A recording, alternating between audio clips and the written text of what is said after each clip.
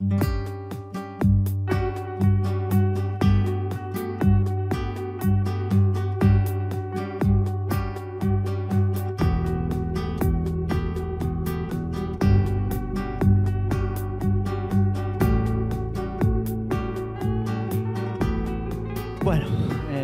buenas noches.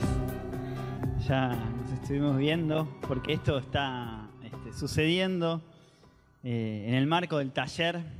Los salares también son humedales. ¿Qué hacer con la explotación de litio en la Argentina?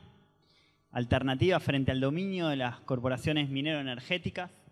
2 días de encuentro acá con compañeras y compañeros que vienen de distintas provincias. También de aquí, de Buenos Aires, discutiendo cuestiones de litio y discutiendo acerca de la presencia de grandes corporaciones extranjeras extrayendo el litio en la Argentina. Arrancamos con una charla, un panel, un debate con una serie de compañeras que voy a presentar a todos. Verónica Chávez, presidenta de la comunidad Santuario Tres Pozos de Jujuy. Evelyn Vallejos, de la Cooperativa de Recicladores Urbanos de Catamarca, del Movimiento Nuestra América. ¿Sí? Natalia Morales, diputada por la provincia de Jujuy, del FIT, de PTS. Irina Farías, multisectorial Humedales de Rosario. Melissa Argento, investigadora del CONICET, integra el grupo de Geopolítica y Bienes Comunes, al igual que yo. Torge Loeding, pronuncié bien, director de la oficina del Cono Sur de la Fundación Rosa Luxemburgo. Esta es una actividad organizada por el Grupo de Geopolítica y Bienes Comunes junto con la Fundación Rosa Luxemburgo. Comenzamos entonces esta charla, en principio, con Torge, a quien le vamos a hacer una pregunta en particular, que es la siguiente. ¿Cómo diagnostican ustedes la situación del capitalismo verde contemporáneo y particularmente la situación en la Unión Europea y en Alemania?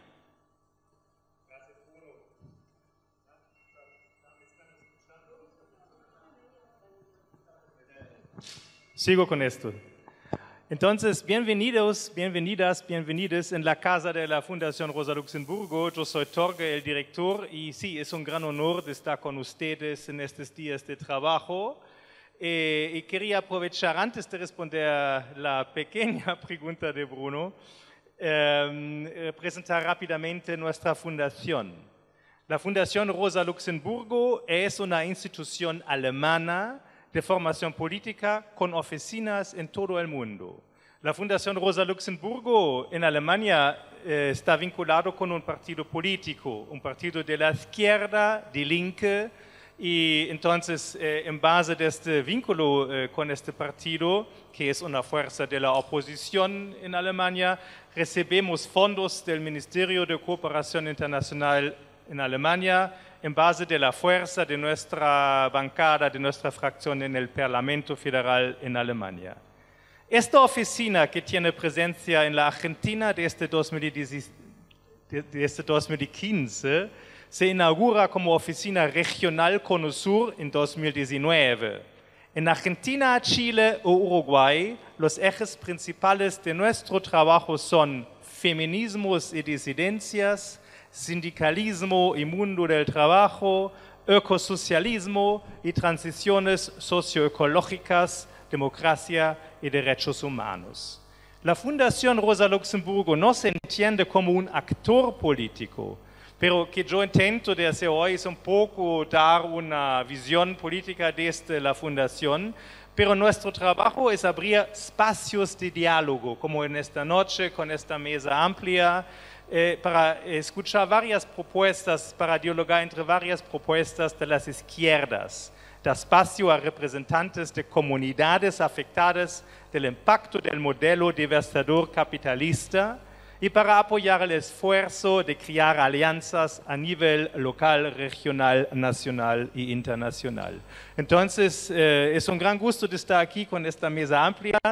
yo me voy a centrar en el escenario internacional en el marco del aumento de la demanda por litio en el norte global y la explotación de litio en América Latina, la explotación de sus salares.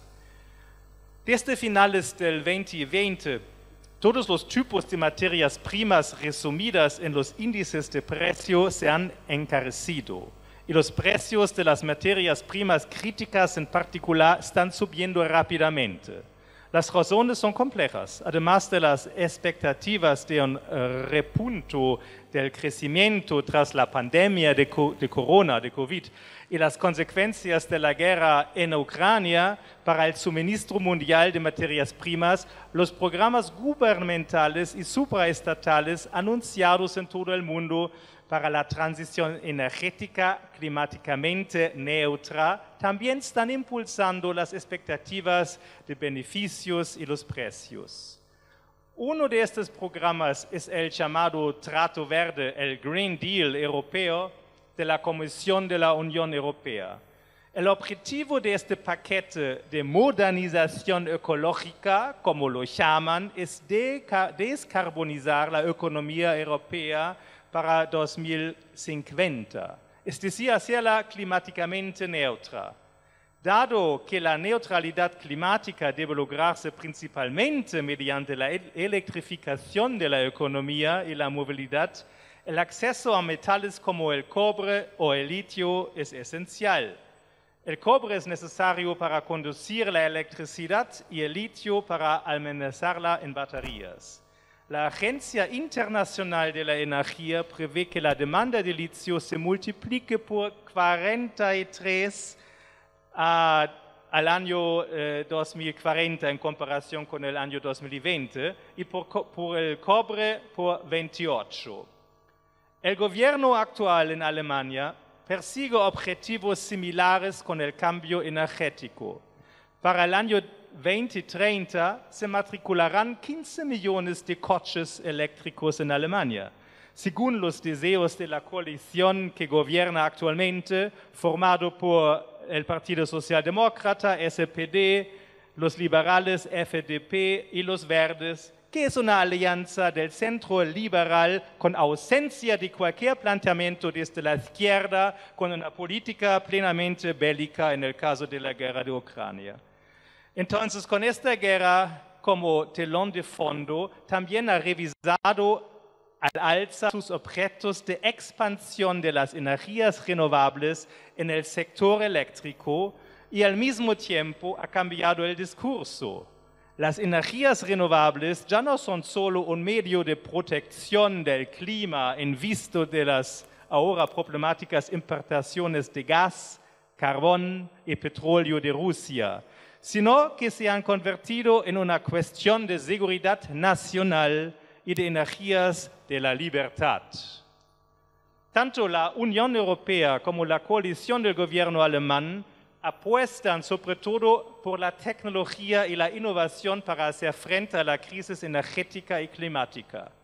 La Unión Europea y Alemania quieren obtener del reciclaje parte de las materias primas necesarias para esta transición energética verde centrada en la tecnología.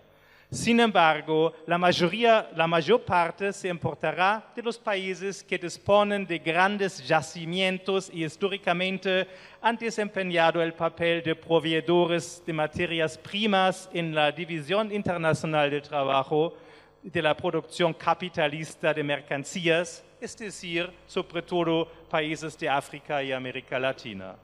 Por lo tanto, es de temer que la modernización ecológica orientada a la descarbonización promueva un nuevo superciclo mundial de mercancías que podría traducirse en una nueva fase de acumulación mediante la expropiación de materias primas y suelos en el sur global. A diferencia del último superciclo de principios de la década de los 2000, esta vez la atención no solo se centra en los combustibles fósiles y los metales preciosos e industriales, sino también en los lubricantes, que supuestamente impulsarán una economía verde, electrificada, de alta tecnología. Además de las materias primas críticas ya mencionadas, esto incluye también el hidrógeno verde. Voy a saltar aquí la parte del hidrógeno verde.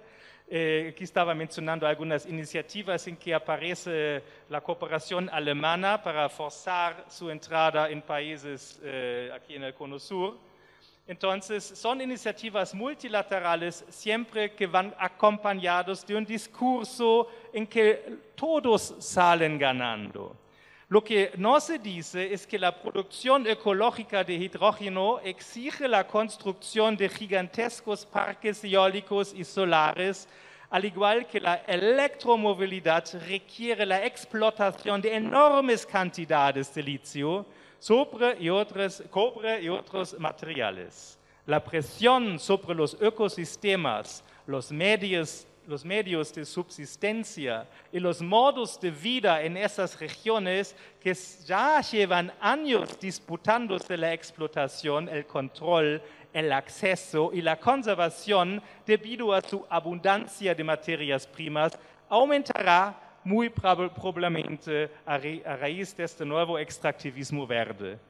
Con el término extractivismo verde, y acá estoy usando la definición dada por la cientista alemana Christina Dietz, activistas y científicos critican la explotación y apropiación capitalista de materias primas, propiedades naturales como la radiación solar o el viento, y mano de obra, especialmente en el sur global, con el fin de la transición energética verde tecnológica. Por tanto, lo verde aquí no significa un uso de naturaleza respetuoso con el medio ambiente y socialmente justo, sino la reestructuración de la economía, la energía y el transporte en el marco de una economía, un capitalismo verde. En el extractivismo verde, la explotación de los recursos se convierte en un medio para alcanzar el fin, para que parece compatible con los objetivos de desarrollo sostenible y inevitable para el camino hacia un futuro con bajas emisiones de carbono. La crítica asociada al término, en cambio, apunta a las condiciones y consecuencias estructurales de la transición energética verde tecnológica, que afianza las relaciones globales de desigualdad y explotación. Aquí también entra en juego el concepto del llamado colonialismo verde, que subraya que la explotación y apropiación de materias primas para la modernización ecológica va acompañada de un creciente control y influencia de las empresas transnacionales, las organizaciones internacionales, los gobiernos occidentales y las fracciones del capital nacional sobre la política, los territorios y el trabajo en aquellas regiones que tienen que ser sacrificadas para esta modernización ecológica. El concepto de extractivismo verde no es una contradicción con el concepto de colonialismo verde. Entonces, que estamos viendo aquí es una amenaza que viene con esta nueva forma del extractivismo, que nos da en consecuencia una destrucción ecológica y intensificación de los conflictos sociales. La alta dependencia de los presupuestos estatales de los países extractivistas aquí en América Latina, de los ingresos del sector de las materias primas como consecuencia del bajo valor añadido, que aseguran altos beneficios solamente a las empresas transnacionales. La destrucción de medios de vida alternativos en las zonas rurales, así como una aplicación cada vez más violenta de los propios extractivistas. Entonces, mi tiempo está terminando, voy a cortar mi... ¿Sí? Sí, voy a avanzar. No, está bien. Vamos a llegar al fin. Porque sí, entonces... que se tiene que mencionar es el rol de las empresas alemanas que aquí se presentan, las alemanas y las europeas que aquí se presentan con un discurso pro derechos humanos, pero el fin de la cuenta que cuenta es también la ganancia para ellos. Se diferencia un poco de las empresas chinas que vienen aquí con un discurso solamente económico, pero sí también en Alemania hay nuevos aliados, como por ejemplo en universidades está creciendo una nueva generación de científicos que a través de sus investigaciones tienen una visión siempre más crítica del extractivismo verde y aportan buenos argumentos para rechazarlo. Desde el punto de vista de la Fundación Rosa Luxemburgo, queda por ver si la nueva ley sobre la cadena de suministro en Alemania puede desempeñar un papel positivo en la defensa de los salares y sus habitantes. Por un lado, podría utilizarse como herramienta para frenar formas brutales de explotación. Pero por el otro lado, el gobierno y las empresas seguramente la utilizarán para disminuir la resistencia con un discurso de poder blando y al final solo conseguirán imponer los intereses capitalistas. Pero este análisis en este momento no está muy avanzado en nuestra fundación. ¿Cómo resistimos ante este escenario? Sin embargo, existen varios puntos de partida para politizar la profundización de las estructuras de explotación neocolonial a través de la transición energética verde. La reducción de las emisiones de dióxido de carbono mediante soluciones tecnofijas procedentes de Europa provocará más distorsiones socioecológicas en los países del sur global. Así pues, la enajenación de tierras sigue siendo objeto de luchas y contramovimientos políticos. En el movimiento postcrecimiento, en los planteamientos socialistas, ecosocialistas y en las luchas feministas indigenistas se están debatiendo y practicando diversos enfoques para una transición energética socioecológica diferente desde abajo. La tarea de una política de transición energética emancipadora de izquierda es conectar transnacionalmente estas luchas. Muchísimas gracias.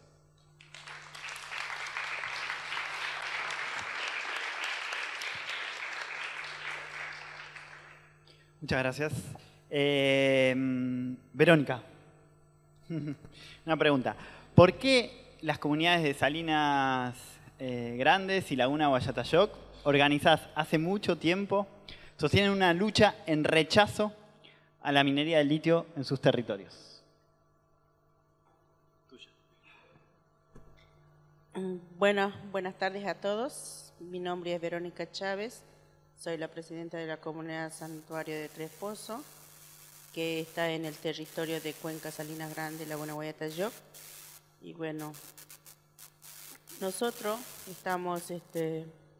hemos hecho esta organización para luchar todos juntos, porque aquí se trata el tema de agua, que es muy importante. Entonces nosotros hemos reunido todas las comunidades que estamos en Cuenca Salinas Grande, a donde decimos no al litio. Es porque este mineral, es que cuando se extrae este mineral, se extrae muchísima litros de agua. Y entonces nosotros decimos no al litio, porque el agua vale más, porque nuestro cuerpo está el 80% de agua. Entonces es por eso que decimos no al litio, porque el agua no tiene barrera, es una cuenca endorreica donde no tiene salida para ninguna parte, es como un tipo de sombrero. Entonces no se puede dar el consentimiento a uno o dos comunidades, el consentimiento tiene que ser de todos. Y bueno, la lucha seguimos, ahí ya son más de 12 años que venimos con esta lucha, a donde nosotros no hemos tenido el consentimiento que debe hacernos el Estado, juntamente con los que van a venir aquí a hacer la actividad, pero no tenemos, no nos ha hecho el consentimiento. Ahora nosotros seguimos firmes diciendo que no al litio, y es por tema del agua. Y bueno, venimos batallando, cuando el año pasado se hemos enterado que hay 11.000 hectáreas, son 8 expedimentos, que hasta ahora nosotros hicimos, y fuimos por judiciales, hemos presentado contra de esas 11.000 hectáreas, que son 8 expedimentos mineros, que queda para el lado del Moreno, para el Cerro Chañi, yo creo que todos lo conocen. Y bueno, ahí está la maravillosa Salinas Grandes, a donde nuestros abuelos le cuidaron a Salinas Grandes para ellos, y ahora estamos nosotros. Y bueno, nosotros tenemos que, es el momento que tenemos que seguir luchando, dejar este territorio sano como dejaron nuestros abuelos, para aquellas generaciones que vienen, también que lo disfruten. Es más, Salinas Grandes, Laguna Guayatayo, que es muy visitado por el turismo del mundo entero. Y bueno, nosotros lo que queremos es visualizar la lucha que estamos teniendo contra de este mineral, que viene con todo. Y bueno, vamos a seguir luchando y no vamos a dar los brazos a torcer.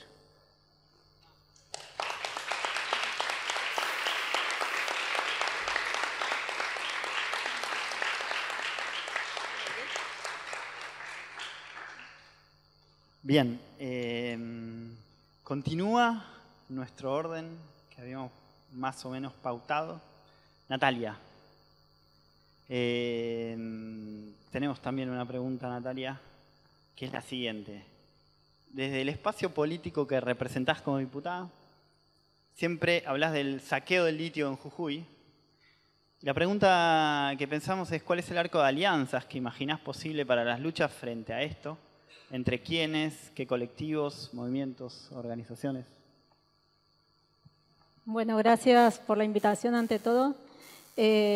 Ante todo, también quiero saludar a luchadoras como Vero, que está acá, y otros luchadores de Catamarca también, que son quienes enfrentan al gobierno, a las corporaciones, a las transnacionales en los territorios, y también, bueno, que hay luchadores de distintas provincias, así que no me parece menor. Y también, antes que responderte esta pregunta, sí me parecía importante contextualizar, ¿no? Para pensar cómo articulamos, cómo coordinamos y también cómo ganamos. Y sí me parece importante dar cuenta de que en el país el extractivismo es política de Estado, así que en Jujuy también.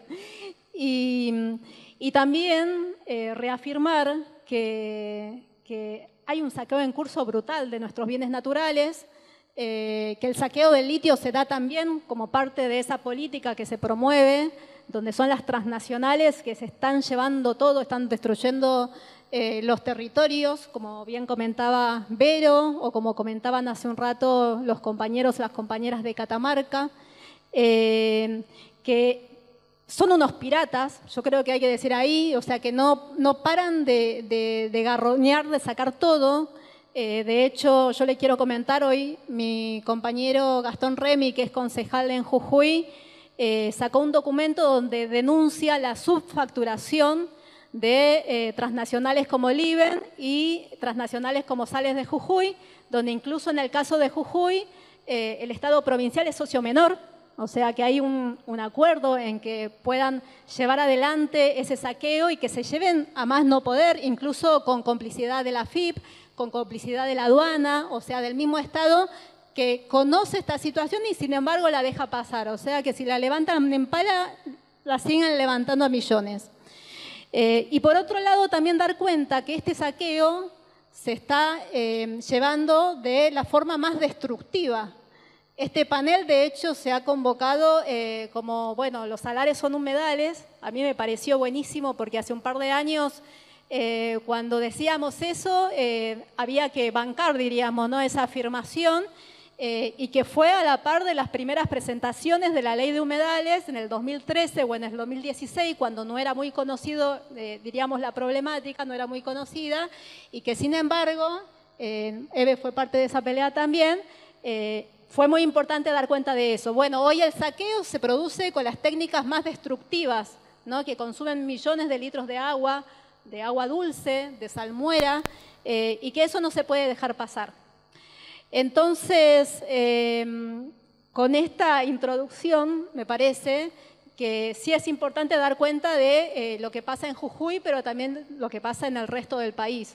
Y en Jujuy tenemos uno de los emprendimientos extractivos de litio, Sales de Jujuy, que extrae desde el 2015, donde está metida la Toyota, donde está metido Orocobre, donde está metido el Estado provincial, y ya está afectando obviamente territorios que son indígenas, ¿no? Y eso también me parece muy importante marcar. ¿Por qué? Porque además de violar y de que se destruyan y que utilicen como quieran los bienes naturales como el agua, también se están violando derechos de los pueblos originarios. Y eso no es menor, porque constantemente, no solamente que los pisotean, no solamente que se aprovechan de sus condiciones de vida, donde en esos territorios reina la pobreza, y como decía mi compañera Miriam Bregman, si hay que ver el mapa extractivista, también es el mapa de la pobreza. Bueno, en esos lugares ni siquiera hay servicios esenciales garantizados. Y en esos lugares donde se vulneran los derechos de los pueblos originarios, y en esos lugares donde están estas empresas extractivas saqueando todo con el aval del Estado, de los gobiernos provinciales y de los gobiernos nacionales. Entonces, bueno, ¿cómo hacemos con estas luchas que están en los territorios, que por lo menos nosotros desde el PTS, en el Frente de Izquierda, la mencioné a Miriam Bregman, lo menciona Nicolás del Caño, lo menciona mi compañero Alejandro Vilca, que son diputados nacionales? Nosotros venimos bancando esas peleas, pero sí vemos que hay algo o un paso adelante que tenemos que dar. Primero, de pensar cómo esas peleas no quedan aisladas en los territorios, que eso me parece muy importante pensar para la provincia de Jujuy, Catamarca y otras provincias. Y después, cómo esas peleas pueden triunfar, tienen que triunfar. Entonces yo ahí creo que si hay algo que unifica hoy en esta pelea en defensa de los territorios, en defensa del agua, en defensa de los bienes naturales y contra el saqueo, se me viene a la cabeza de dar cuenta de que la pelea por la ley de humedales, que es una pelea que lo que logró es realmente la coordinación a nivel nacional, la coordinación entre territorios y la ciudad. Eso incluso se ha expresado en el movimiento de mujeres, donde dimos peleas para que sea uno de los puntos que podamos defender en las calles, y donde es necesario seguir peleando para que efectivamente se apruebe una ley consensuada y construida desde abajo, que es la ley que se presentó con el apoyo de más de 200 organizaciones ambientales y comunidades indígenas en todo el país. Entonces, ahí me parece algo más que también importante, porque la pelea por la ley de humedales, desde hace 10 años, es la cuarta vez que se presenta, ha evidenciado lo que podríamos llamar el lobby minero, ¿no? Y lo habrán visto el año pasado. Yo lo vi a Morales, ustedes seguramente también, hablando desde Washington, ordenando que se paralice la ley de humedales que se estaba tratando en el Congreso, junto con los gobernadores del Norte Grande, donde esos gobernadores principalmente son del Frente de Todos, pero también de la oposición de derecha, junto a funcionarios del gobierno nacional como Guado de Pedro de la Cámpora, y donde desde Washington, mientras hacían lobby para seguir entregando zonas de saqueo, daban la orden para que eso se detenga. Pero después también se vio como en la Argentina, en el país, en esos días, desde la Cámara Minera, que sacaron hasta, diríamos, solicitadas en los diarios diciendo de que es importante resguardar y la promoción minera y el desarrollo del país, y un montón de espejitos de colores que sabemos que no lo tiene ni el litio, ni tampoco lo tenía el agronegocio, ni tampoco lo tiene el fracking. Bueno, también se empezaron a expedir distintos sectores de todo el régimen político, diríamos. Entonces, creo que eso es importante traer a colación porque tenemos que saber cómo coordinamos, cómo articulamos estas luchas que se dan en los territorios y en la ciudad y cómo las potenciamos para que efectivamente podamos torcer el brazo a este lobby minero en este caso particular. Y yo creo que nosotros tenemos antecedentes de torcer el brazo a los lobbies mineros. En Chubut, por ejemplo, todo el pueblo chubutense, donde estaba la juventud, el pueblo mapuche, donde estaban trabajadores de distintos sectores, e incluso se sumaron los trabajadores portuarios que convocaron al paro y así lograron evitar esa zonificación minera. La experiencia del pueblo mendocino en defensa de la 7722, en defensa del agua, fue importantísimo. No sé si se acuerdan, yo me acuerdo a fines del año, no sé, de unos años atrás, pero a fines de un año estábamos festejando capaz Año Nuevo, Navidad, y ellos estaban y ellas estaban en las calles y pararon todos también y coordinaron y fueron construyendo esa fuerza social capaz de torcer esas decisiones políticas. Y me parece que eso es clave en este momento porque incluso podemos verlo a nivel internacional, que están las mujeres en Perú, y yo lo reivindico porque están en la primera línea, enfrentando en las calles de manera coordinada a gobiernos dictatoriales como el de Dina Boluarte, pero donde parte de los motivos que hace enfrentar ese gobierno también tiene que ver con decirle no al extractivismo. Y ahí también hay saqueo y ahí también hay minería. Entonces creo que todo eso es muy importante a la hora de pensar la coordinación, la articulación. En Jujuy obviamente tenemos Gerardo Morales, hay un régimen policíaco, pero los compañeros en Catamarca con otro gobierno de otro color, de Jalil, del Frente de Todos, también estaban hablando de persecución, de detenciones, de represión. Es lo mismo, dice ahí ella, y yo estoy totalmente de acuerdo.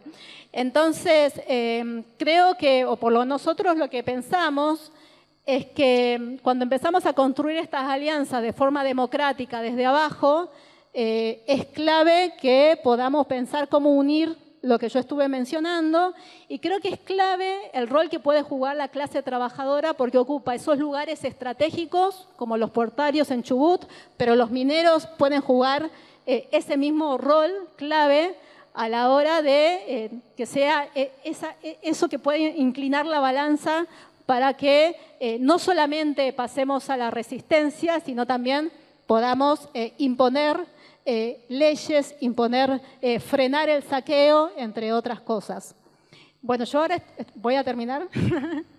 Me parecía que la pelea por la resistencia en las comunidades, en los territorios, la pelea por la ley de humedales es algo más que importante. Hoy creo que no hay que perderlo de agenda porque no se aprobó, sigue habiendo el lobby. Antes de ayer, el gobierno incluso anunció de que iban a proponer una ley de humedales que permita seguir haciendo el extractivismo de litio. Entonces, ¿en qué quedamos? Bueno, Fernández lo dijo en el inicio de sesiones, humedales sí, ya lo había hecho en otro momento electoral, para acordar. Bueno, yo lo traigo a colación porque tenemos que confiar en la fuerza que construimos desde abajo. Y por lo menos nosotros desde la izquierda sabemos que una ley no es suficiente. Es importante, es un punto de apoyo, sí. Pero nosotros lo que pensamos que es importante, esas peleas conquistadas, así como lo hicimos con la interrupción voluntaria del embarazo, como puntos de apoyo que pueda permitir que realmente tenemos la fuerza para cambiarlo todo. Y en ese sentido, creo que es clave, o por lo menos nosotros sí nos planteamos, somos una fuerza de izquierda, somos socialistas, queremos cambiar esta sociedad de raíz, sabemos que en el capitalismo se basa en dos pilares. El capitalismo explota a los trabajadores, a las trabajadoras, pero también destruye la naturaleza. Bueno, nosotros somos conscientes de eso, por eso opinamos que dentro de este sistema social no va a haber, o van a haber falsas soluciones.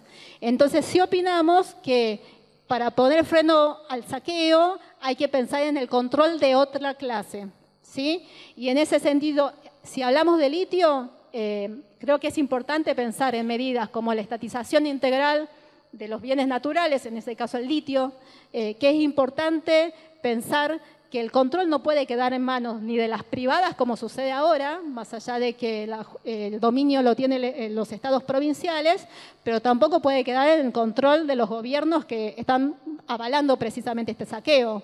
Entonces, sabemos muy bien que el control tiene que estar en manos de los trabajadores, que los pueblos originarios tienen que jugar un rol preponderante, que los especialistas, los científicos que hoy por hoy le hacen los informes a las mineras, pueden aportar ese conocimiento, como las universidades, a favor de pensar cómo se puede planificar, diríamos, otra forma de minería que no sea esta extractivista, que se pueda planificar qué hacer con bienes naturales como el litio, e incluso pensar una transición energética que no va a ser de esta manera cuando siempre se está pensando en la ganancia, ¿no?, de las empresas y de la política verde y demás.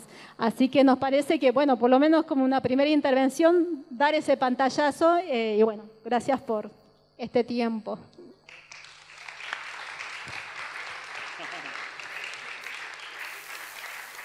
Bueno, pantallazo pequeño.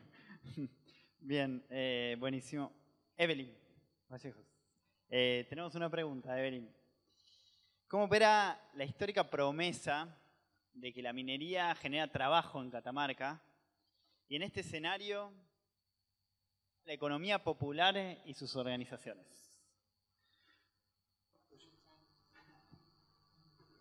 Bueno, buenas. Bueno, voy a contar un poco de lo que es el laburo que venimos encarando por ahí con el movimiento de cartoneros y cartoneras de Catamarca, donde hoy en día conquistamos tantos derechos que le estamos peleando a la minería duramente. Claro, en un principio de profesión soy gestora ambiental, siempre acompañando a las asambleas, pero en un momento queda corto el no a la mina solamente y empecé como a ver qué estaba pasando con la gente, ¿no? Que Catamarca, según el INDEC el año pasado, tercer provincia más empobrecida, primer provincia en recibir megaminería. O sea, qué contradicción, ¿no? Todos los días están explotando oro, litio, y la realidad de la gente es que vive en situación de calle, es que hay gente que come la basura todos los días, que hay un montón de niños que no tienen ni zapatillas, y la verdad que eso es algo súper preocupante. Así que en este sentido, empezamos a laburar muy fuerte con todos los cartoneros y cartoneras que estaban desorganizados y estaban también siendo estafados por usureros galponeros. Y hoy en día, les puedo decir orgullosamente que nada, la base de las personas que están trabajando en nuestras cooperativas es de 150.000 pesos para arriba. Información fresca de la minería de Sillín, un trabajador bajó, lo vi el día antes de venir para acá, cobran 180.000 pesos un trabajador en una minera de litio y un cartonero haciendo un trabajo además mucho más digno y además cuidando el medio ambiente, está asomándose a eso, lo que sería ese salario, ¿no? Si queremos verlo de esa forma. Pero bueno, no todo es plata, ¿no? Y está perjudicando mucho lo que es la minería, toda esta mentira. Yo puedo traerles ahora datos concretos, que también muchas gracias ahí a la compañera Cecilia, que siempre está tirando unos buenos datos, te cito. Pero bueno, en Catamarca hay 2.000 puestos de trabajo reconocidos de la minería. 42.000 personas se inscribieron voluntariamente al RENATEP, que es este Registro Nacional de Trabajadores de la Economía Popular. Esto quiere decir que no están todos en este registro. Es un registro voluntario que apenas pudimos promover. Es más, por ejemplo, muchos cartoneros que trabajan en nuestras cooperativas no tienen este registro, pero 42.000 personas registradas y 90.000 en el sector público. Con esto ya le refutamos lo que vienen las mineras a mentir, que van a dar empleo y progreso. Esa es la principal banderita que están levantando, porque ya vemos los impactos ambientales y vemos todo lo que viene pasando, y su principal bandera es que van a traer empleo. ¿Qué pasa en todos los lugares? Te contratan, no duras nada, 6 meses, 2 años, 3 años, no sé cuántos jubilados mineros conocemos, es una técnica que tienen todas las empresas de ir rotando el personal, de irlos cambiando de lugar, generando un desarraigo también, y siempre atrás, ¿no?, de la pelotita en algún momento puedo llegar a trabajar otra vez en la minera, o ese chico trabajó en la minera, se compró una moto, yo también quiero trabajar, con estas falsas ilusiones todo el tiempo, que también perjudica mucho la salud mental de las personas y la juventud. Hoy en día Catamarca es una de las provincias con mayores tasas de suicidio. Todo esto también tiene que ver con la minería. ¿Por qué hay tantos jóvenes que están en situación de calle? ¿Por qué hay tantas personas que no tienen un lugar donde vivir? La realidad de Catamarca, de los barrios populares, es que no hay acceso al agua. Cuando las mineras están consumiendo 1.300.000 litros de agua por hora, eso consume el Livent. Esto es una mentira muy grande lo que está pasando en Catamarca, y eso es lo que tenemos que empezar a ver. Con esta empresa Livent se generaron tantos daños que han secado humedales y que comunidades hoy se encuentran afectadas con las actividades ancestrales. Eso nadie lo cuenta en Guita, ¿no? Como están destrozando un montón de trabajos ancestrales, de las personas que ya no pueden criar animales, no pueden tejer, tienen que depender. Y he visto personas en las comunidades, al lado de la minería de Livent, rogándole por un plato, por un pedacito de viandita que haya sobrado de algún trabajador, cuando antes tenía un autosustento por sus... Eso nadie lo cuenta. O sea, todo es cuántas toneladas de litio se produjo y cuánto se ganó con eso. Pero nadie cuenta la externalización de los costos en la salud de las personas. El otro día fui a Antofagasta, en cualquier negocio, el litro de agua sale 200 pesos. O sea, lo voy a dejar acá porque... El litro de agua sale 200 pesos. Cada minera usa, la minera Livent, 1.300.000 litros de agua por hora. ¿Por qué una persona común, trabajadora, tiene que estar pagando 200 pesos el litro de agua y las mineras se llevan millones de litros y no pagan un peso y la tratan totalmente irresponsablemente y además sin contar toda el agua que contaminan con los desechos tóxicos que están haciendo? Hoy en día, para mí, hay que parar la bocha. No puede ser que en el Salar haya 8 empresas dando vueltas para extraer, cuando ya vimos todos los daños espantosos que ha hecho una sola. Para mí hay que rever todo lo que está pasando. Una de las preguntas que yo tengo es, una de las preguntas de este taller, ¿cómo era? ¿Qué vamos a hacer con el litio? Yo siempre me pregunto, ¿qué hicieron con el litio todo este tiempo? ¿Qué hicieron con el litio todo este tiempo? O sea, desde 1997 sacan litio de Catamarca y yo no vi ni un auto eléctrico de los que los más no venden. No vi un auto eléctrico. Y eran las imágenes que quería mostrar. Del 97, autos eléctricos. Estas son imágenes del video institucional de Livent. Autos eléctricos. Para esto se usa litio, agroquímicos. O sea, hoy en día estamos destrozando las comunidades originarias, las culturas ancestrales, para sacar litio, para hacer agroquímicos, para matar a otras personas en otro ecosistema. Es una locura. Nos venden que usamos el celular. Eso es lo mínimo. Hay que ver la realidad de lo que hizo Livent todo este tiempo con el litio de Catamarca. Los fármacos. ¿Qué tal a la mañana? Hablé un poco de esto. Hacen litio, hacen fármacos por la salud mental. ¿Y quién habla de la salud mental de todas las comunidades que son perseguidas, que los golpea la policía, que vivimos amenazados, que vivimos llenos de personas que les pagan las mineras infiltrados para poder romper todos nuestros movimientos, que eso es algo también que hacen las mineras? ¿Por qué no estamos todos unidos? Eso no es casualidad. Las mineras ponen mucha plata en personas que se infiltran para romper los movimientos. Y eso es algo que pasa todo el tiempo, porque si no todo el movimiento no a la mina argentina estaríamos unidos. Algo nos divide y eso es algo en las que las mineras ponen muchísima plata en personas infiltradas para dividirnos. Y esta es una de las imágenes más espantosas de lo que se hace con el litio de Catamarca. Es para fines bélicos. Lo muestran ellos mismos. Tienen fines bélicos. Hoy en día necesitan mucha resistencia de sus comunicaciones, de sus drones tiramisiles, de todas esas basuras que están creando. Y el litio de Catamarca se va para las guerras. Eso es lo principal.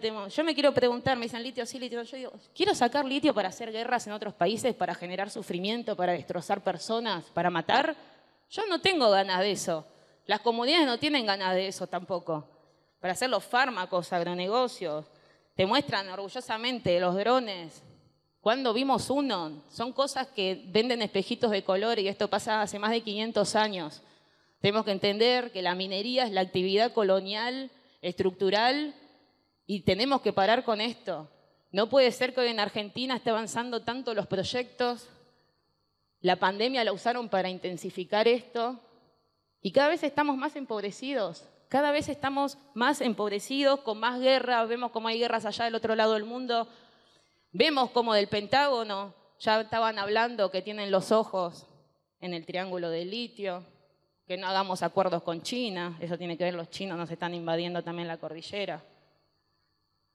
Tenía que hablar del trabajo, pero puedo hablar de todo porque es un paneo, es toda una cosa impresionante. Pero yo no puedo dejar de hablar de... Imagínense una familia trabajadora en Antofagasta, tiene que pagar 200 pesos el litro de agua y a veces no tienen agua por la minería, bajó mucho. El otro día fuimos a ver las plantaciones, las de habas eran acá, ahora ya no llega agua. Después hicieron allá, cada vez tienen que ir más arriba, cuesta arriba, porque el agua viene menos. Es una realidad y es agua milenaria. Esa agua la tenemos que cuidar, es el agua del futuro.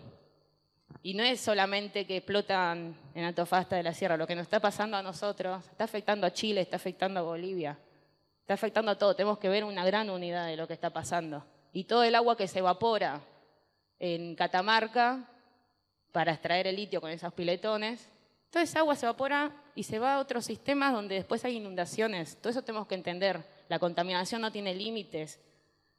Todo nos está afectando a todos. Y hoy en día lo que tenemos también una autoevaluación, nuestro sistema de consumo. Qué lindo, autos eléctricos, autos individuales con 67 kilos de litio cada auto. ¿Eso es lo que queremos? ¿Por qué no pensamos otras alternativas? Es difícil, pero hoy en día para mí lo que hay que poner el ojo es que en las comunidades están diciendo no. Y es como los cuerpos que hemos ganado la lucha de las mujeres y las disidencias. No es no. ¿Por qué quieren ir a violar esos territorios? La comunidad dice no. Ay, no, pero mira, si te doy esto, pero si te doy... No, no quiero. No, pero si hacemos esto, pero viene ahora IPF Elite. No quieren. Si no quieren, no quieren. Para mí lo principal es respetar a las comunidades originarias que nos mostraron cómo tiene que ser la vida. Nuestro sistema capitalista, hoy lo vemos, está en crisis. Nos llevó al colapso. Hoy vivimos infelices en este sistema. Y en cambio, no tan lejos, nuestros abuelos, bisabuelos, vivían de otra forma y los pueblos originarios son quienes mantienen esa forma. Y hay que respetarlos a su palabra, sus trabajos y toda la herencia cultural que nos dejaron. Así que, para mí, en un pueblo, si es no, es no. Muchas gracias.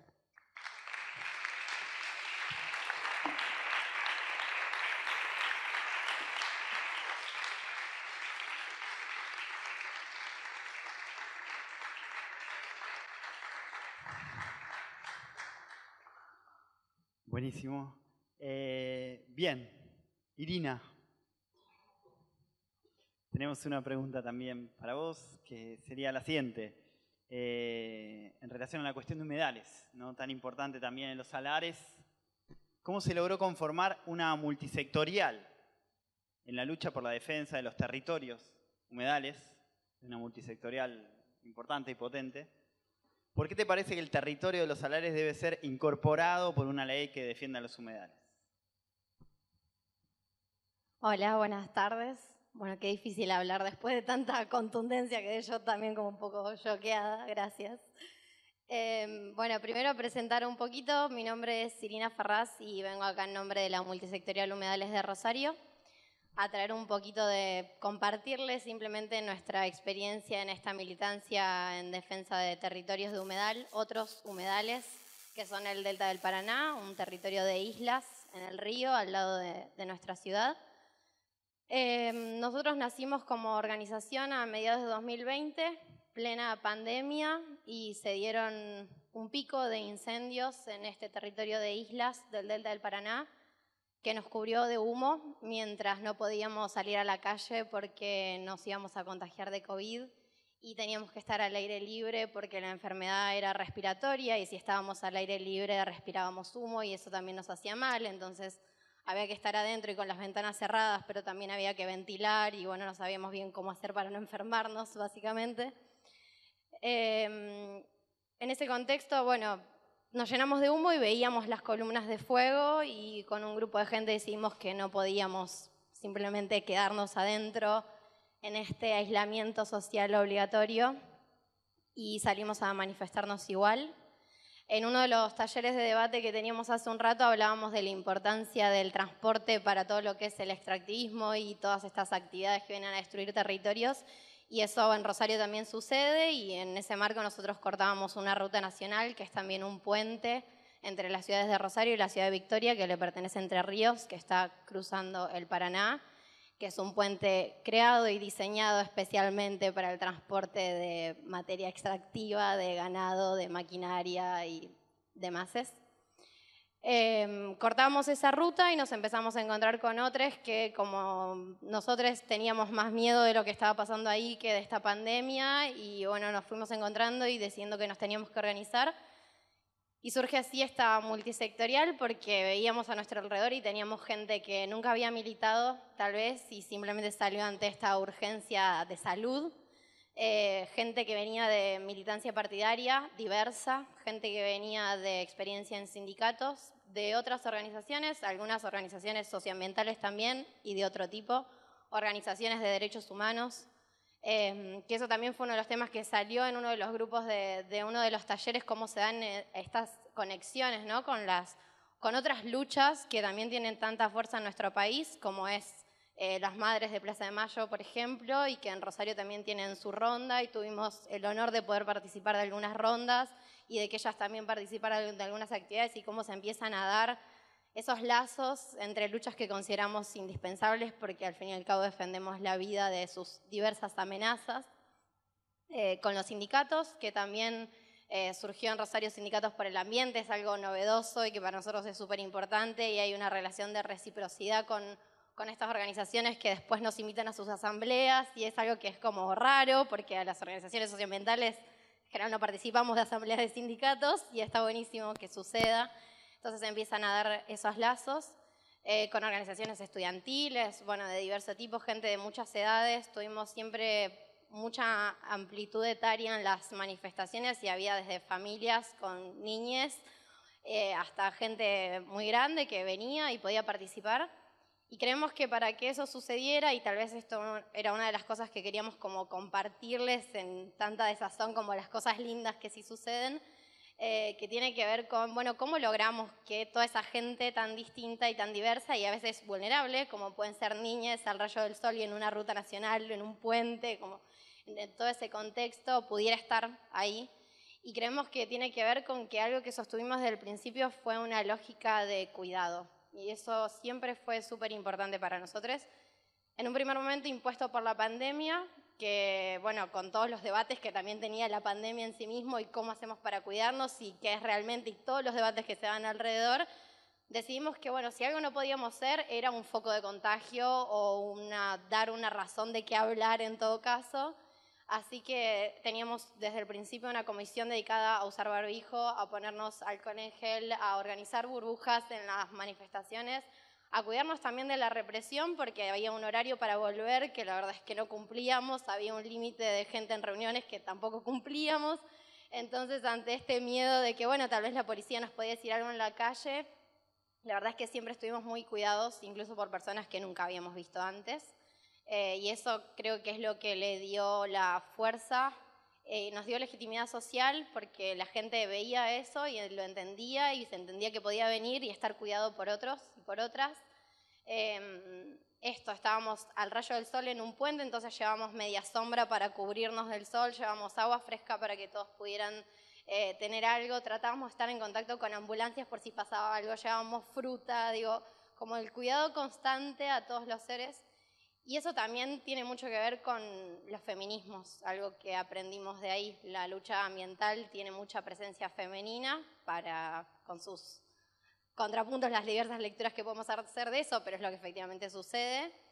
Y los feminismos vienen a enseñarnos eso, ¿no? Que que nos organizamos de una manera horizontal, que nos escuchamos, que tratamos de cuidar a todas las personas que asisten a una convocatoria, pero también en el interior de un colectivo que es grande y que para Rosario es inédito. De algo que nosotros nos pusimos muy contentos es que Rosario no es una ciudad que tenga una historia de militancia socioambiental masiva, si bien hay organizaciones que vienen trabajando desde hace muchísimo tiempo y que por suerte están en esta lucha también y que hemos aprendido mucho de ellas.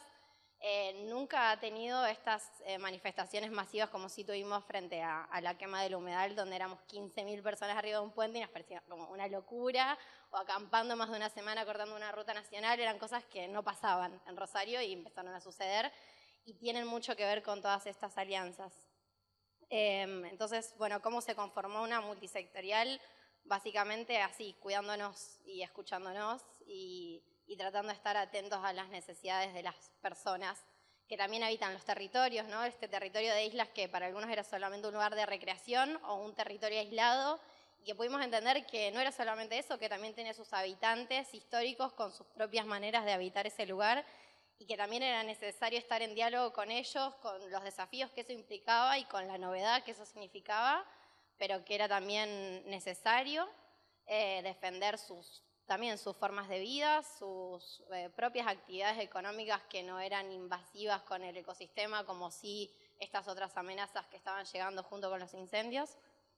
Y bueno, y después esta segunda parte de la pregunta que tiene que ver cómo enlazamos en todo esto salares, ¿no? Y que cuando nos presentábamos, muchas de las personas que éramos de Rosario decíamos, bueno, la verdad es que venimos acá a aprender porque no tenemos mucha idea de qué es lo que pasa en los salares del norte, entonces está buenísimo escuchar a las compañeras que nos cuentan, pero al mismo tiempo, así como no sabíamos mucho y no teníamos el detalle, desde que nos organizamos dijimos, bueno, o sea, no somos multisectorial Delta del Paraná, ¿no? Somos multisectorial Humedales, y eso es mucho más grande y tiene que ver con las redes que tejemos con otros territorios, que es esto, estar acá hoy, y también otras cosas que suceden todo el tiempo por suerte. Y bueno, un debate que fue cobrando espacio público y fue copando la escena, y que pudimos hablar en medios de otras provincias, que también era como muy importante para nosotros poder llegar a otros territorios, y tenía que ver con eso. Es una consigna que no es nuestra exclusivamente, que tiene que ver con un montón de otras luchas. Y bueno, y por eso creemos también en esta consigna de la ley, que con todos los debates que tiene, los altos y bajos, las discusiones que dan, sigue siendo una consigna que nos agrupa, que nos aúna y que sobre todo genera esto, redes. Humedales no es solamente el delta y no son solamente los salares ni solamente los mallines patagónicos, sino que tenemos un montón, y eso nos hace tener una mirada más amplia, más integradora, que es un poco por ahí lo que queremos sostener. Y bueno, compartirles un poquito de esta experiencia, de esa defensa de este humedal que es el que nosotros habitamos. Y bueno, y agradecer de nuevo por estar acá. Gracias.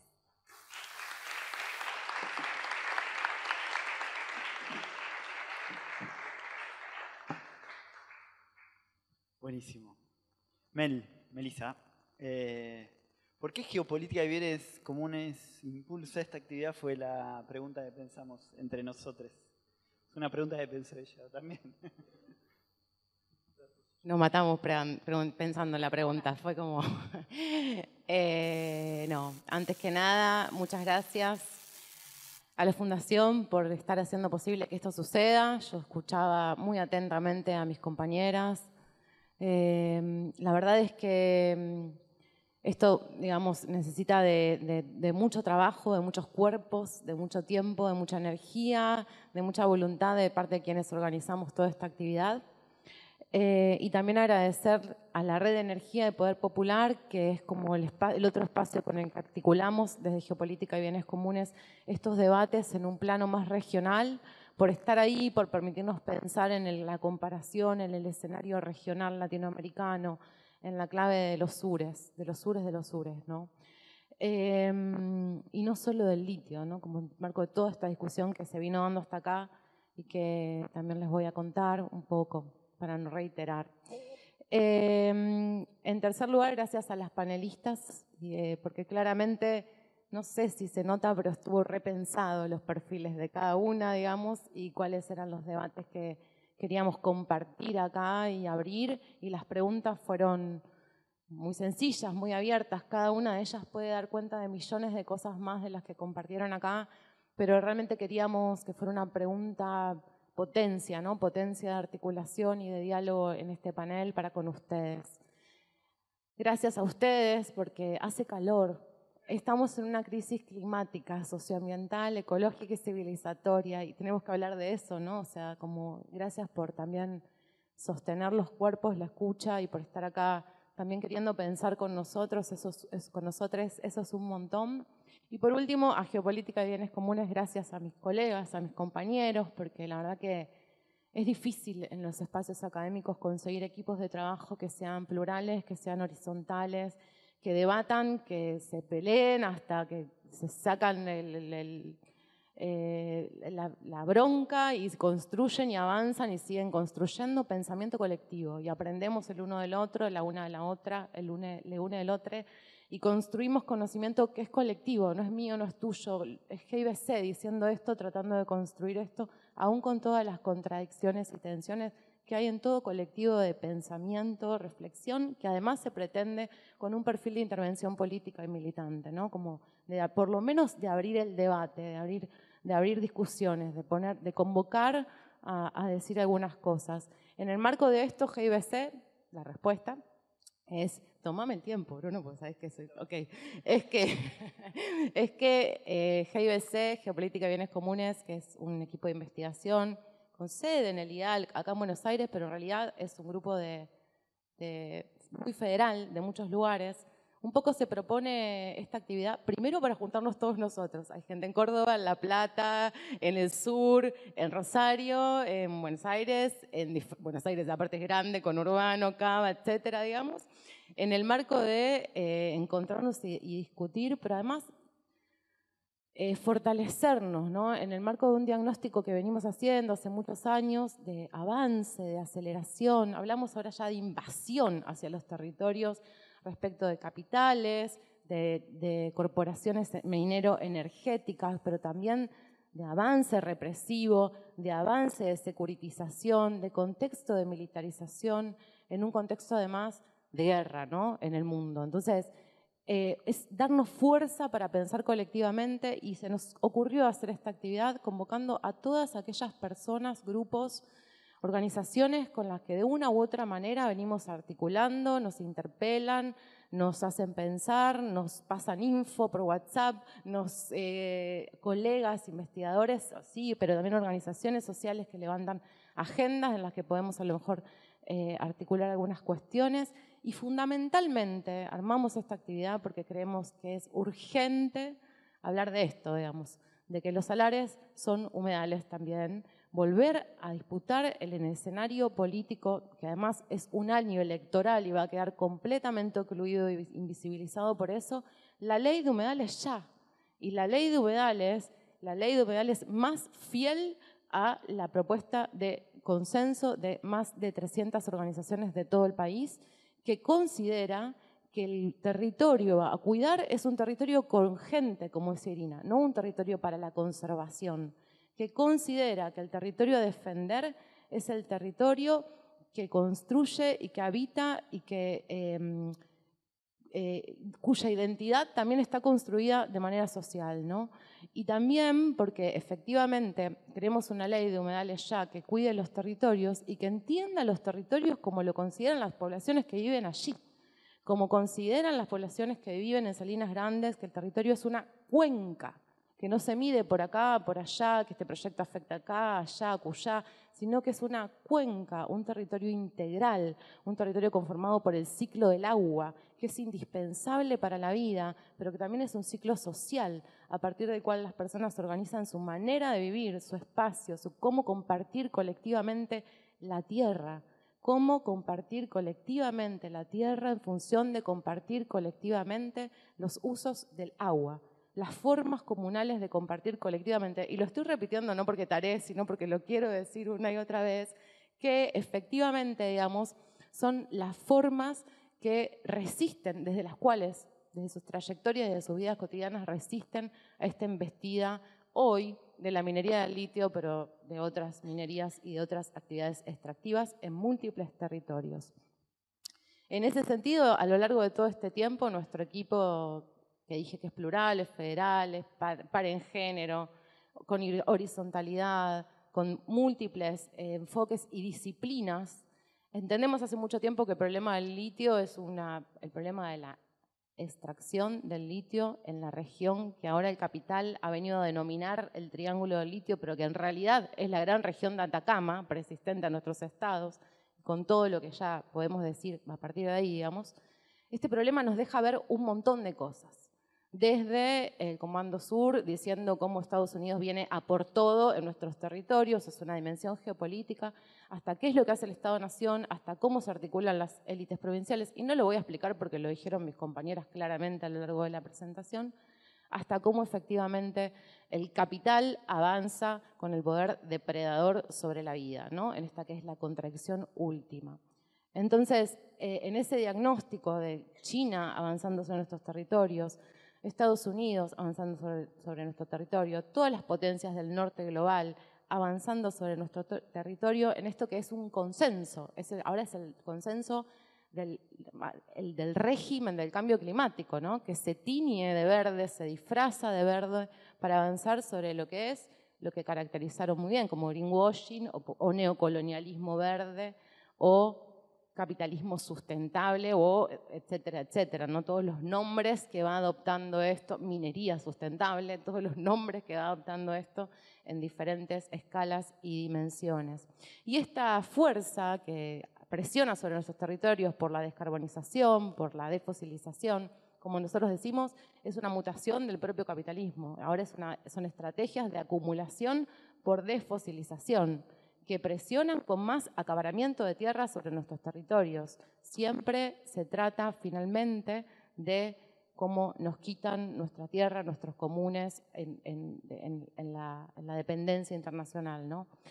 Y es un acaparamiento de tierras, pero es de recursos, que nosotros decimos bienes comunes, ¿no? El agua, el sal, el territorio, y también el litio, y el cobalto, el manganeso, las tierras raras, todo lo que se llaman los minerales críticos para la transición. En eso nosotros estamos en esta construcción de este diagnóstico colectivo que venimos haciendo hace mucho tiempo. No lo hacemos solos, lo hacemos en redes. Apuntamos a construir en redes pensamiento, en redes con investigadores que trabajan sobre otras cosas, infraestructura para la extracción, qué pasa en el territorio del delta, qué pasa con los pescadores, qué pasa con el fracking, qué pasa con la energía en términos generales. Nosotros tampoco estamos solos, como decía el título del periódico de hoy. En esta construcción de pensamiento para la resistencia, ¿no?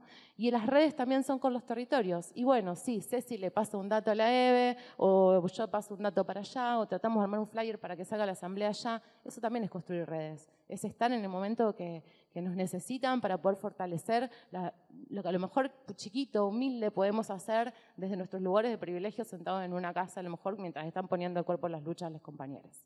Y esa también es una manera de aportar desde quienes pensamos la ciencia para, con y desde los pueblos, ¿no? Eso es clave y en eso construimos alianza con otros investigadores que piensan y ven el mundo y nuestro conocimiento colectivo para la resistencia así.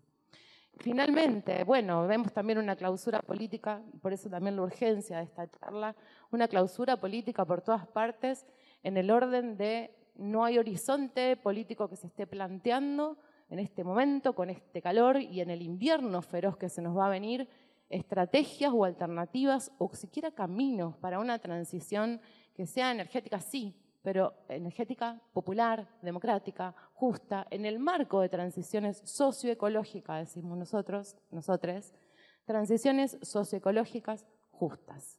No se puede pensar solamente un recambio de fuentes de energía. Tenemos que pensar los modos de consumo, los modos de vivir, los modos de circular, la concentración, los conflictos que implica la energía, la relación social de mercantilización de la energía, etcétera, etcétera, etcétera. Lo venimos diciendo hace muchísimo tiempo. Búsquenlo en la página web GIUS. No me voy a explayar acá. Y en esto, para terminar, porque me está marcando, la invitación fue a las compañeras, a la Fundación, por supuesto, para explicarnos, digamos, en el marco, en un contexto global, regional, local, pero también a las compañeras que vienen pensando ¿De qué manera hacer articulaciones? O sea, ¿cómo hacemos una coordinación nacional de la resistencia a este extractivismo del litio? ¿Cómo pensamos eso? ¿Lo vamos a hacer nosotros, GIBC? No, claramente, ¿no? O sea, estamos convocando a cómo hacemos que pase esto que ni en sueños lo veíamos en Rosario, cómo había aquí miles de personas arriba de un puente diciéndole que no al ecocidio. Ecocidio, la palabra ecocidio, miles de bocas de personas, no lo pensábamos quienes veníamos en la trayectoria de las luchas socioambientales. Pero esa imaginación de lo imposible es un poco lo que convocamos a hacer acá. ¿Cómo nos levantamos de diferentes sectores a resistir esto? ¿Cómo hacemos lo que tan bien supo hacer el feminismo, los feminismos, de explicarnos que las conquistas se ganan en las calles, digamos? ¿Y cómo hacemos para ganar una ley de humedales? Para ganar una ley de humedales que sea la que defienden los salares y no como dice la cartera de minería ahora, que va a garantizar que va a salir una ley de humedales, pero que la minería de litio no va a tener ningún problema, ¿no? Entonces, ¿cómo hacemos? La veo a mi compañero llorando. Ay, no llores. ¿Cómo hacemos para estar todos juntos en esta lucha? Va. Un abrazo y muchas gracias.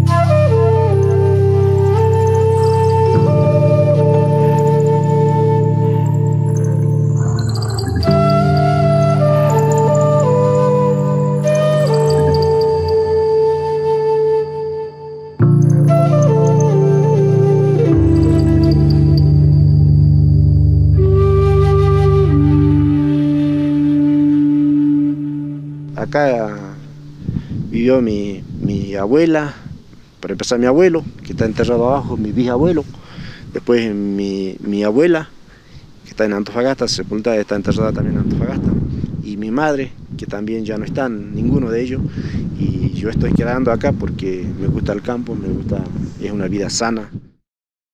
Soy el cacique de la comunidad, Atacamín del Altiplano, en la cual soy nacido y criado acá en esta zona.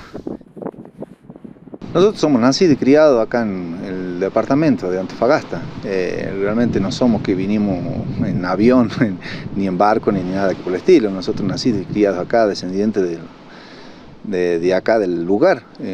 Siempre defendiendo el territorio y bueno, con más fuerza, digamos. Y la que estamos defendiendo es el agua, más que todo, y los pastos naturales, la vegetación, los ríos, las cuencas de los animales, la biodiversidad.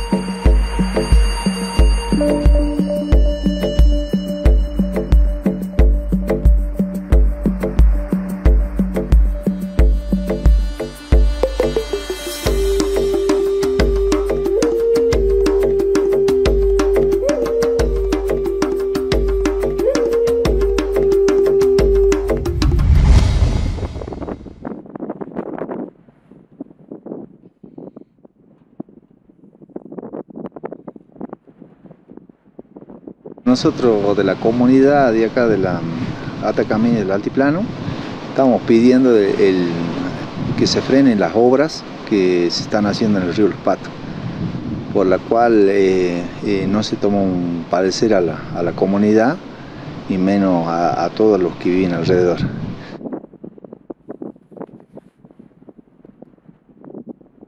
Y esto, lo que vinimos viendo todo lo que es la traza, sacaron una vega ya que se llama la vega Trapiche y están contaminando una vega más que tienen ya media de contaminarlo.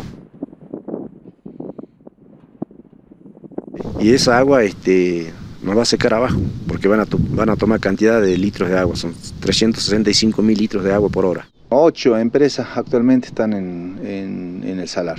Después está Carachipampa, hay muchos proyectos y todos están en forma de exploración.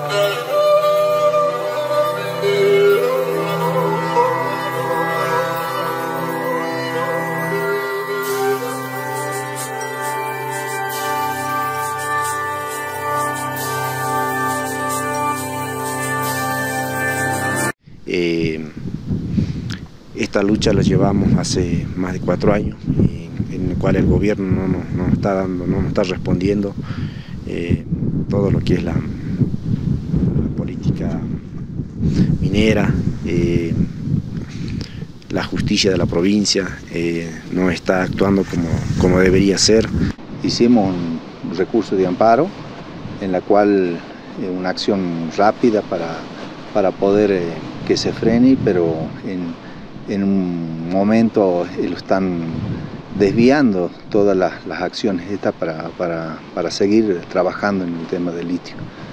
Así que de esa manera estamos muy molestos, no queremos que los gobiernos nos pasen por arriba y ojalá que se pueda frenar con la justicia, porque la justicia tendría que estar para protegernos nosotros, no para hacer oídos sordos. Nosotros estamos pidiendo una sola cosa, que no nos toquen el río Los Patos, que no nos saquen el agua, que no nos sequen los pastos naturales, que no nos maten la biodiversidad.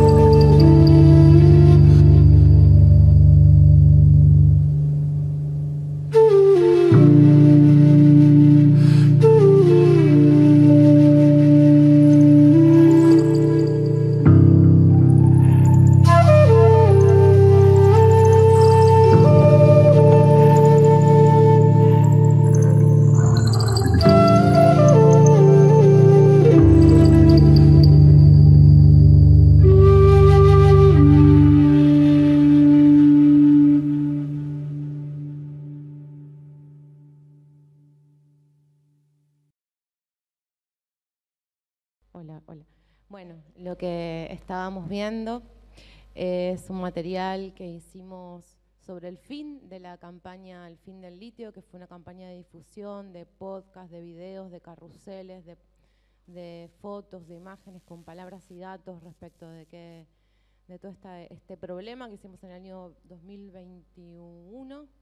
Y el final de la campaña intentamos, luego de un viaje, y hacer hicimos este material con el colectivo audiovisual Vaca Bonsai, que está allá Gonza, no sé si querés decir algo, Gonza, también después, y en el marco de una propuesta que queremos continuar y seguir fortaleciendo. Pero es un material que no se difundió en ningún lado, es inédito. Están viendo un material inédito que estamos compartiendo con ustedes y preguntándole primero a Román, a quien voy a invitar a hablar acá, digamos, que si querés contar respecto de... ¿No? ¿Estás cansado?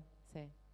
Porque, bueno, es una partecita de todo lo que aprendimos en ese viaje recorriendo el salar de Hombre Muerto a tu lado, ¿no? Entonces era también pedirte el permiso de compartirlo acá, que fue lo que hicimos. ¿Seguro, no? Bueno, entonces abrimos a las preguntas y vamos a pedir primero, que en primer orden, la primera pregunta, no, compartirnos la invitación de mañana de parte de Pañuelos, por favor, así ya lo dicen ustedes y dejamos de hegemonizar la voz. Bueno, gracias, Meli. ¿Vamos para allá? ¿Por acá? Bueno, mañana desde las 3 de la tarde vamos a estar desarrollando una de las audiencias de los juicios éticos y populares a los ecocidas. Una experiencia que venimos desarrollando desde el año pasado, ya se hicieron más de 10 audiencias, casi 10 audiencias, y otro tanto vamos a desarrollar este año hasta el mes de junio, donde vamos a llevar adelante el cierre en la ciudad de Rosario. Pero esta experiencia de los juicios éticos y populares a los ecocidas tiene un antecedente, dos antecedentes en realidad. Uno es los juicios éticos y populares a las transnacionales, que se desarrolló entre el año 2011 y 2012. Bueno, muchos compañeros que están acá participaron y fueron parte de esa experiencia. Y los juicios éticos y populares a la justicia patriarcal, ¿no? Como antecedentes de esta propuesta, que empezamos a caminar el año pasado con un conjunto amplio de colectivos, colectivas y organizaciones ambientales, comunidades, referentes de la ciencia digna en diferentes lugares de nuestro país, con varios propósitos, pero tres centrales. Uno tiene que ver claramente con identificar los responsables de este ecocidio que estamos transitando. El otro es la producción colectiva de conocimiento a partir de los saberes populares y recuperar la palabra de las comunidades. Y también fortalecer estas redes y estas articulaciones que son tan importantes. Entonces, en tal sentido, mañana en la Facultad de Ciencias Sociales, desde las 15 horas, vamos a estar con una nueva audiencia de los juicios éticos y populares a los ecocidas. Sino simplemente reforzar el tema del horario, porque es un asunto delicado para mañana, tenemos poco tiempo, entonces si podemos estar yendo, estamos a una cuadra de la facultad a las 14:30, trasladarnos para poder dar inicio, eso lo agradeceríamos. Y por otra parte, reforzar también que uno de los principales ejes de esta experiencia que venimos andando tiene que ver con que los pueblos tengan la palabra, que las comunidades tengan las palabras, las organizaciones populares y las asambleas.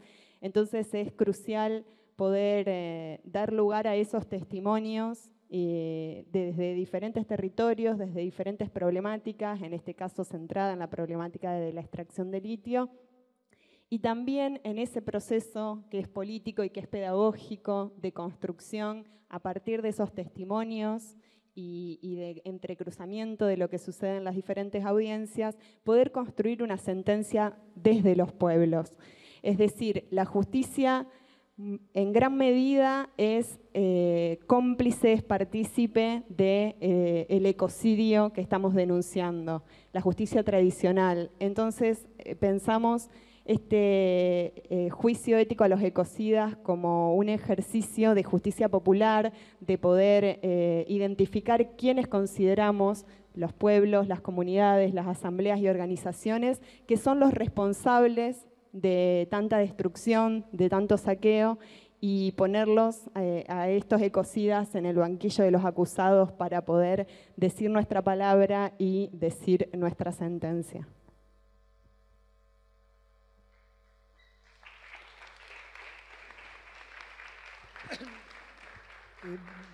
Buenas noches.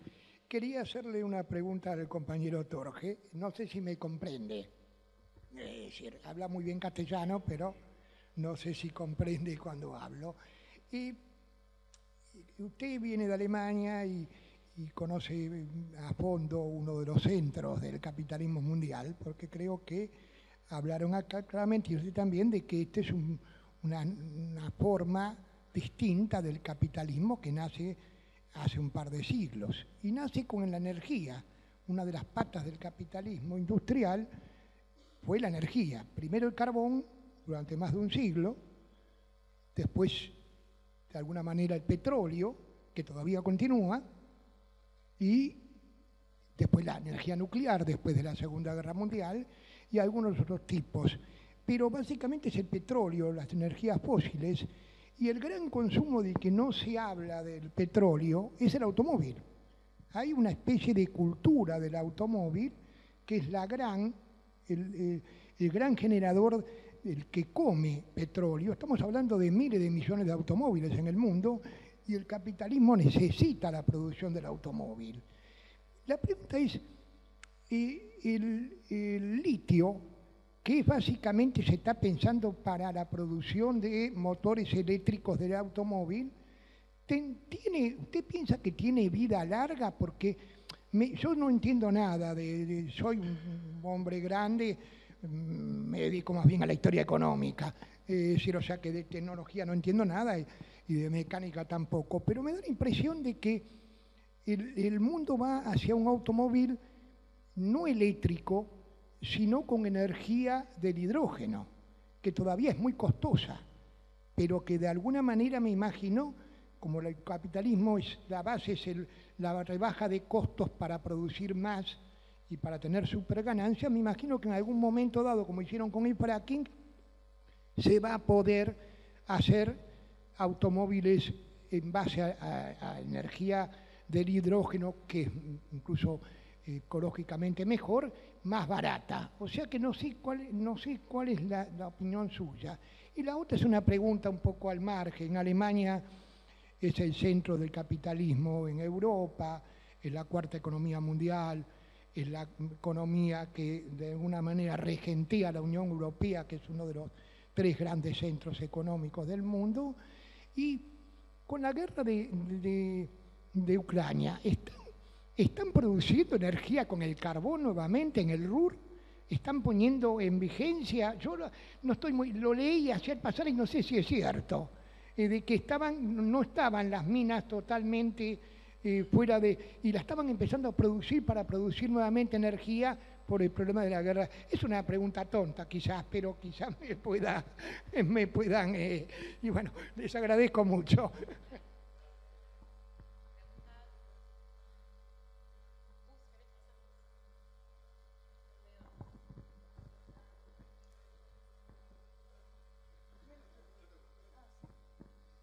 Hola, ¿qué tal? Buenas tardes. Yo tengo como 3 o 4 preguntas. Una para el coordinador, director, no sé qué, de la fundación. ¿Cómo sería la correlación? Esto nos preguntamos. Yo soy de una comunidad y integro una organización en el pueblo de Atacama, en la provincia de Salta. Y hay una cuestión que nos preguntamos siempre. ¿Por qué las fundaciones vienen a hacer promoción en América Latina o en nuestras comunidades, cuando en realidad el centro de consumo, y lo ves en el norte, en Norteamérica, que el consumo de los celulares es masivo? Cada 2 meses están cambiando la gente el celular, o los autos lo cambian anualmente. Y nosotros nos preguntamos, a ese ritmo de consumo, en 10 años no tenemos cordillera de los Andes. Entonces, ahora va la pregunta, ¿por qué la Fundación Luxemburgo no invierte en concientizar a la gente en Norteamérica que venir acá? Concientizar, decir, bueno, o también otra cuestión que hablaban ahí sobre la cuestión de legislación. ¿Por qué no se legisla? Y no veo que ningún diputado ni senador en todo este tiempo que estuve investigando presentó un plan de industrialización de productos que sean durables. Cada vez son más descartables las cosas. Entonces, esa es una pregunta para el señor, que no me acuerdo cómo se llama. Otra para la compañera que es diputada, creo, legisladora. Bien, ¿por qué en vez de ley de humedales no hablamos de la reglamentación de la propiedad comunitaria?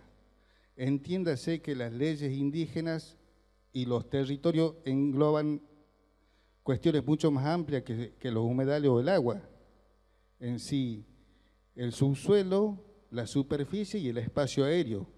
Ya con eso estaría completa la cuestión del resguardo que tienen las comunidades sobre sus territorios.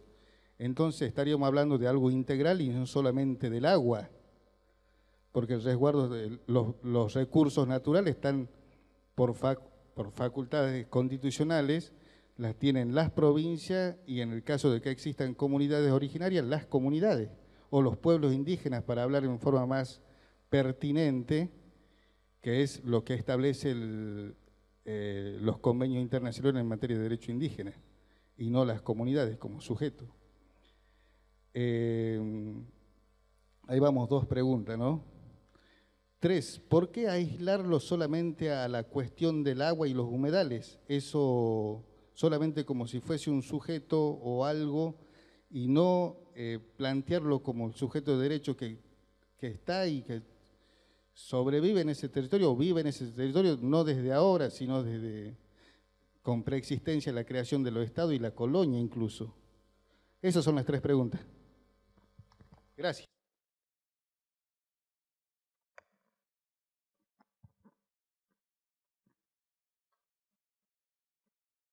Bueno, ¿les parece que respondemos a, sobre todo, Torgen y Natalia?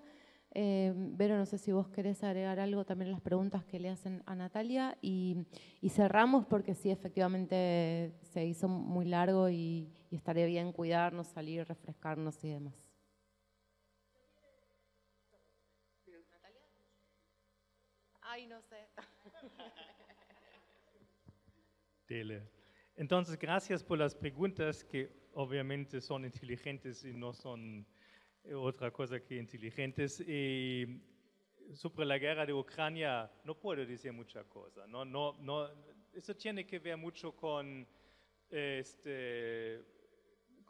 razones geopolíticas sin duda, ¿no? Tú tienes en un lado, tienes una situación en que los bloques capitalistas entran en nuevas confrontaciones. Entonces tienes en un lado el bloque de Estados Unidos junto con la Unión Europea, que no está saliendo con una posición propia que se junta completamente con el bloque de Estados Unidos en contra de Rusia, y se generó una situación en que en un lado el bloque de Estados Unidos provocó, en el otro lado Rusia hizo una invasión brutal, injusta, masacrante. Entonces Europa está con este grave problema porque no se está encontrando una solución, porque las políticas